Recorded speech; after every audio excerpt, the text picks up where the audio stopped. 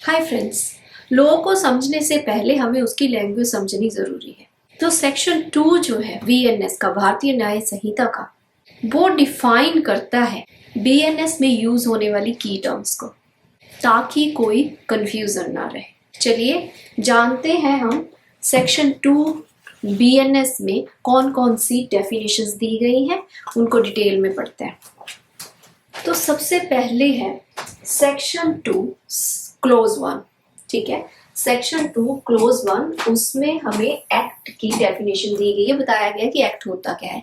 ये बताया कि एक्ट जो है एक सिंगल एक्ट भी हो सकता है या फिर सीरीज ऑफ एक्ट भी हो सकता है। फॉर एग्जाम्पल, किसी ने मोबाइल की चोरी की, ठीक है, उसने एक दिन मोबाइल की चोरी की तो उसने एक एक्ट किया, पर उसने अलग अलग जगहों पे मोबाइल की चोरी करी, तो ये क्या हो गया, सीरीज ऑफ एक्ट हो गए। सेक्शन 2 क्लोज 2, इसमें हमें एनिमल के बारे में बताया गया है, living creature except from human being. Cat हो गई, काउ हो गया, डॉग हो गया, ठीक है, ये एनिमल्स है, हमें पता है। नेक्स्ट आ गया सेक्शन 2 क्लोज 3, चाइल्ड की डेफिनेशन, ठीक है।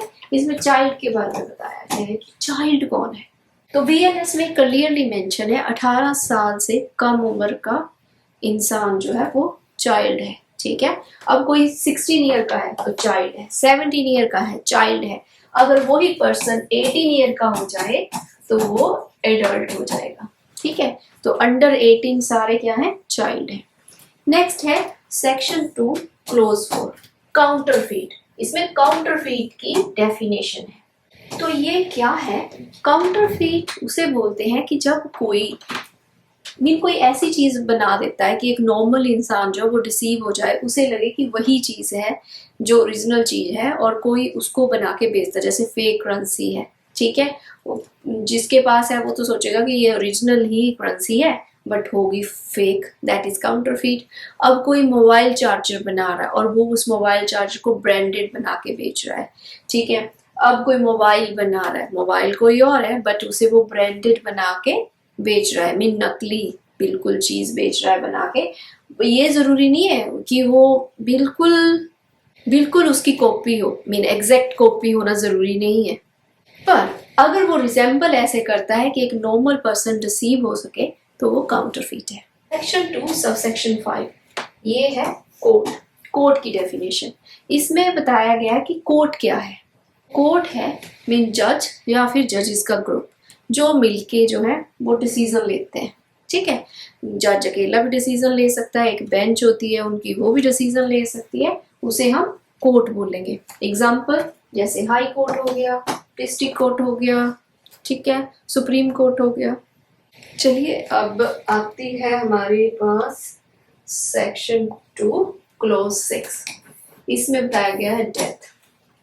अब जो डेथ है, डेथ ह्यूमन बीइंग की डेथ की बात करी गई है, इसमें किसी एनिमल की डेथ की बात नहीं करी गई है। अगर कोई ह्यूमन बीइंग की डेथ होती है उसके लिए ये वर्ड यूज होता है। नेक्स्ट है section 2 close 7, dishonestly.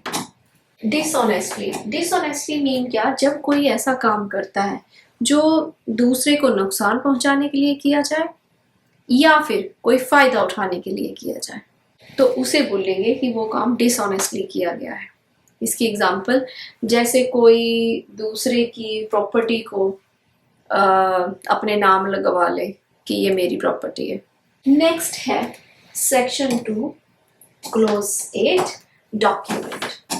So document is anything अब जिस पे लिखा जा सकता है, रिकॉर्ड किया जा सकता है, और it can be represented.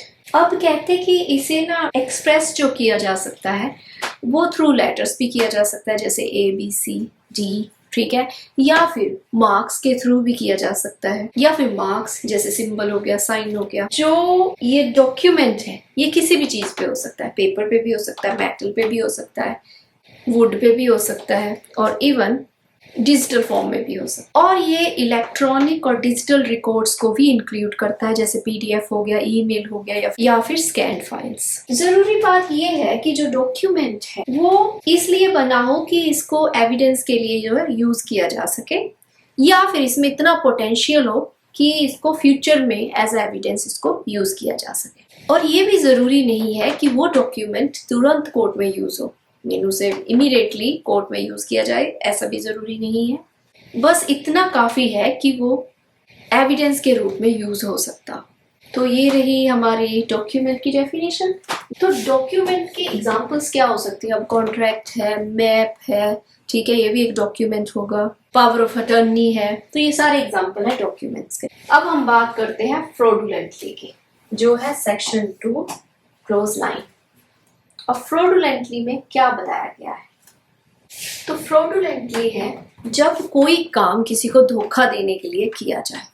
Example के तौर पर जैसे फेक प्रॉपर्टी सेल करके पैसे कमाना। नेक्स्ट है सेक्शन 2 क्लोज्ड एंड जेंडर।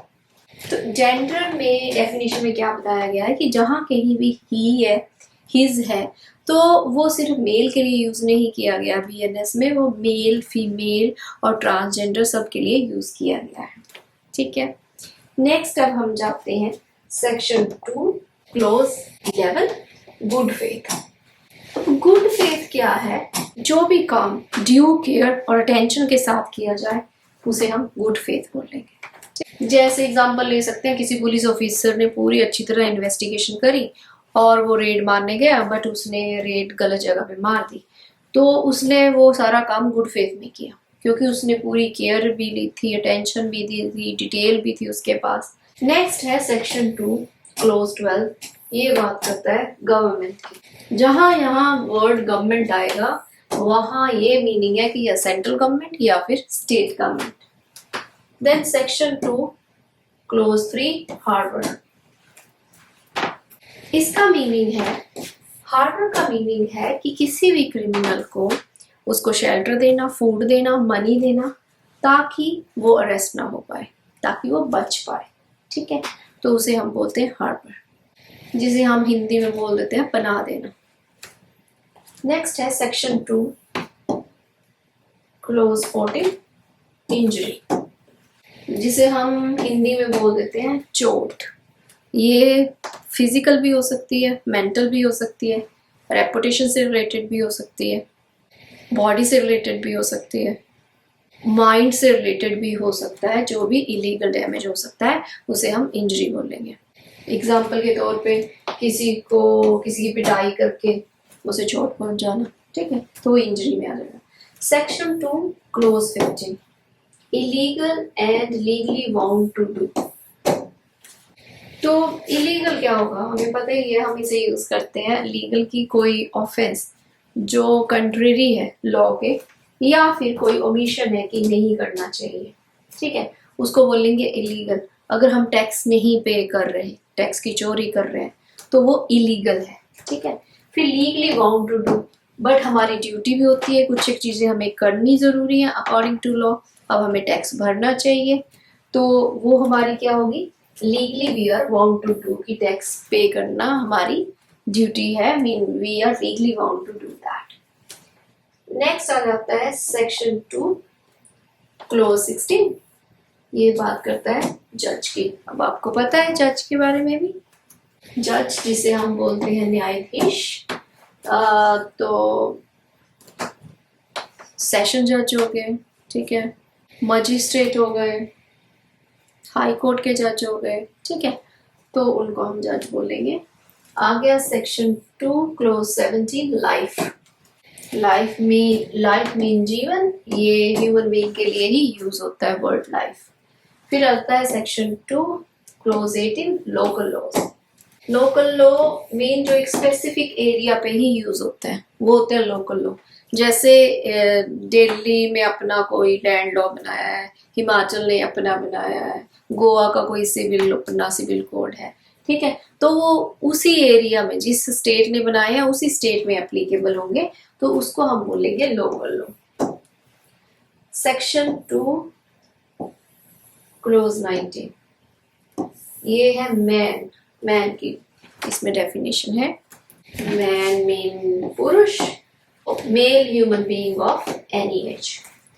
फिर आ जाता है सेक्शन 2 क्लोज 20, ये बात करता है मंथ और ईयर की। जो आपको पता है, मंथ जनवरी, फरवरी, मार्च, अप्रैल, ईयर आपको पता है 24 2025 ऐसा सेक्शन 2 क्लोज 21 मूवेबल प्रॉपर्टी। आपको पता है मूवेबल प्रॉपर्टी जो अर्थ के साथ या लैंड के साथ अटैच्ड नहीं है, जो मूव हो सकती है, उसे मूवेबल प्रॉपर्टी बोलते हैं। तो मूवेबल प्रॉपर्टी की एग्जांपल हो सकती है ज्वेलरी, फिर फर्नीचर, ठीक है, कैमरा, मोबाइल, ये सारी मूवेबल प्रॉपर्टीज हैं। फिर section 2 close 22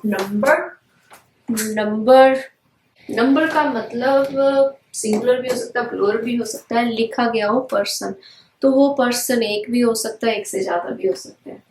section 2 close 23 oath. Section 2 close 23 oath mean शपथ। जैसे विटनेस बॉक्स में फिर जब विटनेस जाता है तो वो ओथ लेता है, बोलता है कि मुझे मैं शपथ लेता हूँ कि मैं जो बोलूंगा सत्य बोलूंगा, तो मतलब डेक्लरेशन, ठीक है, तो उसे ओथ बोलेंगे। Then section 2 clause 24 offence.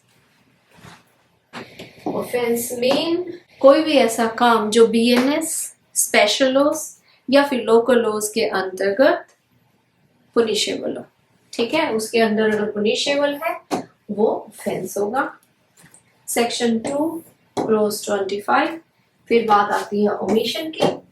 अब ओमिशन क्या होता है कि कोई काम ना करना, जैसे कि जो काम करना चाहिए वो नहीं करना, मीन ओमिशन करना, ठीक है।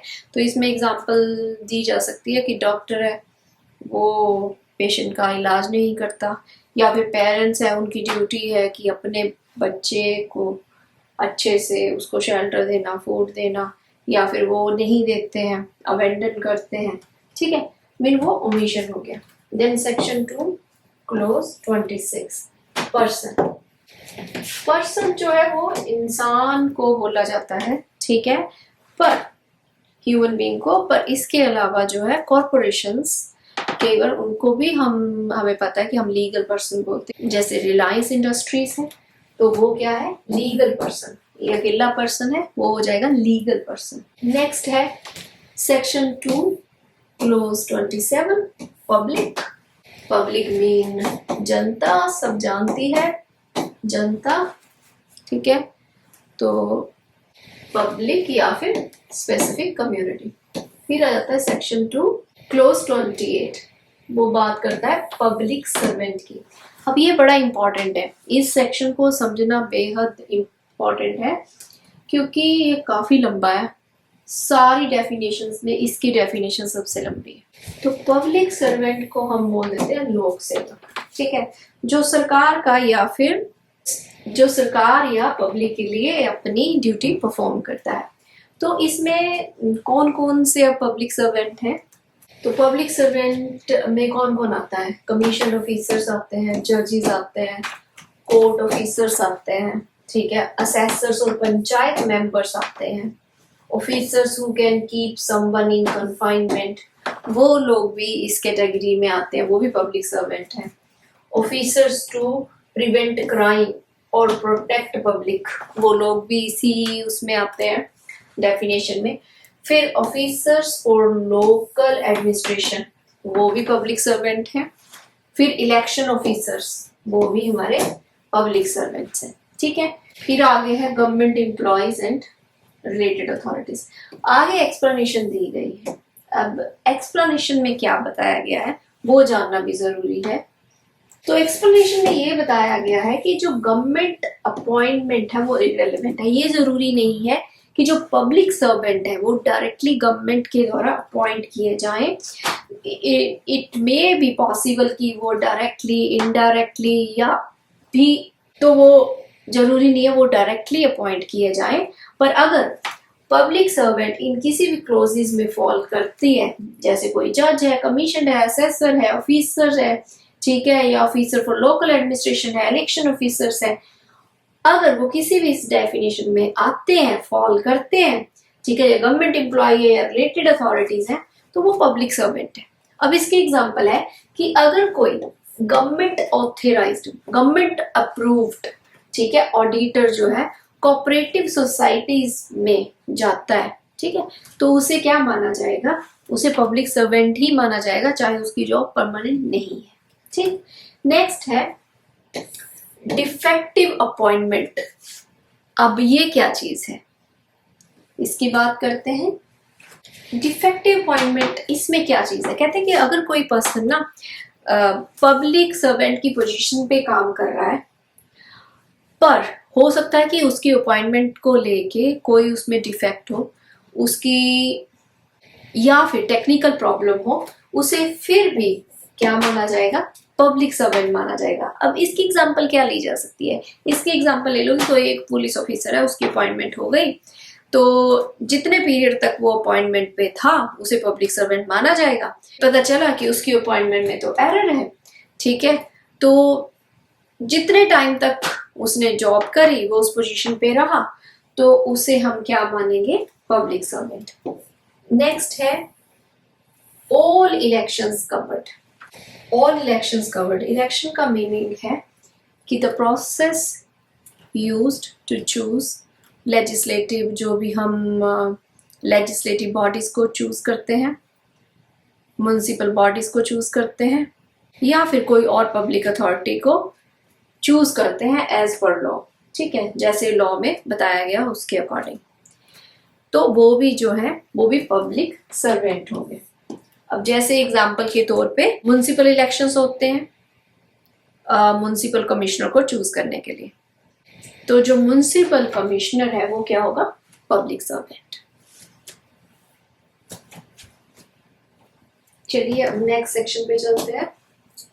नेक्स्ट सेक्शन है section 2 clause 29, reason to believe. Reason to believe क्या होगा कि किसी चीज पर मेन सफिशिएंट कोज हो उस पर बिलीव करने का, तो उसे बोलेंगे reason to believe. For example, police को एविडेंस मिला है, एक स्ट्रॉन्ग एविडेंस मिला है कि ए ने क्राइम किया है, that is reason to believe, right.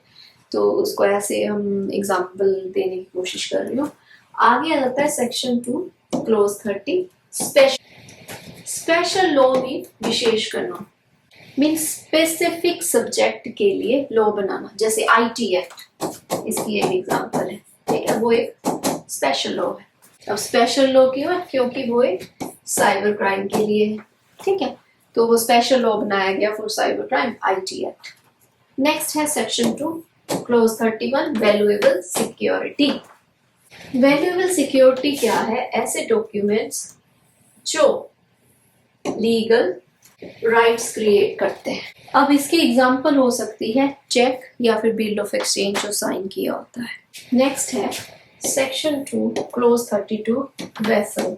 Vessel mean जहाज, जो हम बोल सकते हैं।